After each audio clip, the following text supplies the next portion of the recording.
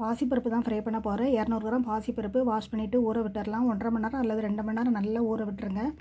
நல்லாவே ஊறின பிறகு தண்ணி வடிகட்டிட்டு ஃபேனில் நல்லா ஆற விட்டுறலாம். கையில் தொடும்போது ஈரம் ஒட்டாத அளவுக்கு நல்லாவே ஆறிடணும்.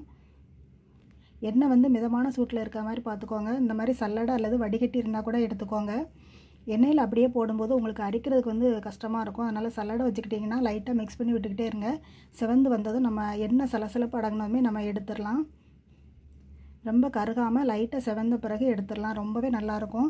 குழந்தைகளுக்கெல்லாம் ரொம்பவே விரும்பி சாப்பிடுவாங்க. ஸ்நாக்ஸுக்கு கூட நீங்கள் இந்த மாதிரி செஞ்சு கொடுக்கலாம். கடையில் வாங்குறத காட்டிலும் வீட்டில் இந்த மாதிரி செஞ்சு கொடுங்க. இதே மெத்தடில் நீங்கள் பயிறு வகைகளையும் கடலைப்பருப்பையும் இந்த மாதிரி கூட செய்யலாம். காரத்துக்கு தகுந்த மாதிரி வத்தல் பொடி, தேவையான அளவு உப்பு சேர்த்து நல்லா மிக்ஸ் பண்ணி விட்டுக்கலாம். காரத்துக்கு நீங்கள் மிளகுத்தூள் கூட ஆட் பண்ணிக்கலாம். ரொம்பவே நல்லாயிருக்கும். கண்டிப்பாக ட்ரை பண்ணி பாருங்கள். வீடியோ பிடிச்சிருந்தா லைக் பண்ணி சப்ஸ்கிரைப் பண்ணுங்கள்.